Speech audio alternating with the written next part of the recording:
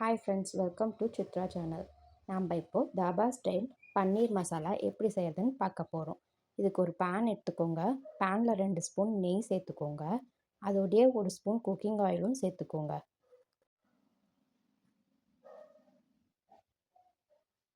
எண்ணெய் நல்லா சூடானதும் ஒரு சின்ன துண்டு பட்டை, 1 ஏலக்காய், 2 லவங்கம், 1 பிரியாணி இலை சேர்த்து நல்லா வதக்கிக்கோங்க.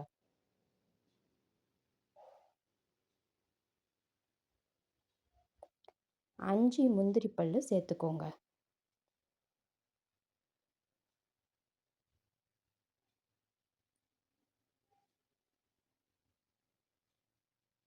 இதோடையே ஒரு சின்ன துண்டு இஞ்சி, 2 பூண்டு பற்கள் சேர்த்துக்கோங்க.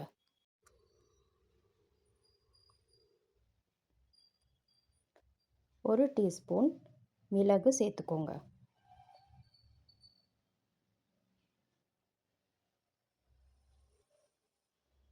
ஒரு டீஸ்பூன் சீரகம், 1 டீஸ்பூன் சோம்பு சேர்த்துக்கோங்க. 1 டீஸ்பூன் கசகசா சேர்த்து நல்லா வதக்குங்க. இதோடையே ஒரு பெரிய வெங்காயம் சின்ன சின்னதாக ஸ்லைஸ் பண்ணி சேர்த்துக்கோங்க. வெங்காயம் நல்லா கலர் மாதிரி வர வரைக்கும் வதக்கி விடுங்க.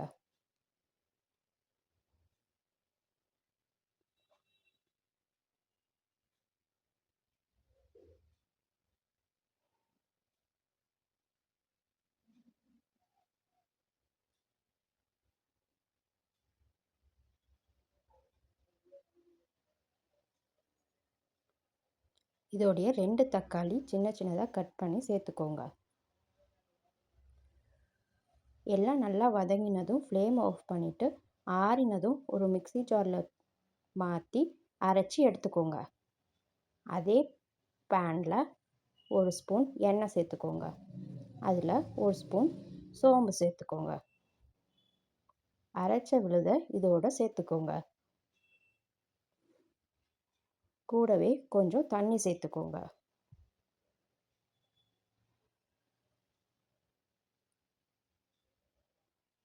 கால் ஸ்பூன் மஞ்சத்தூள் சேர்த்துக்கோங்க. அரை ஸ்பூன் மிளகாத்தூள் சேர்த்துக்கோங்க. தேவைக்கேற்ப உப்பு சேர்த்துக்கோங்க. 3 ஸ்பூன் தனியாத்தூள் சேர்த்துக்கோங்க.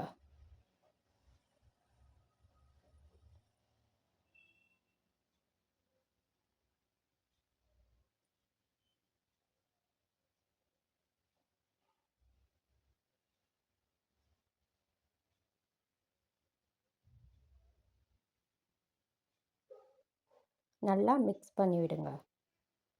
ஒரு மூடி போட்டு மூடி வைங்க. 10 நிமிஷம் நல்லா கொதித்து எண்ணெய் பிரிஞ்சு வரணும். ஒரு பாத்திரத்தில் தண்ணி கொதிக்க வச்சு க்யூப்ஸாக கட் பண்ண பன்னீரை அதோட சேர்த்துக்கோங்க. 2 நிமிஷம் கொதிக்க வச்சு ஆஃப் பண்ணிவிடுங்க.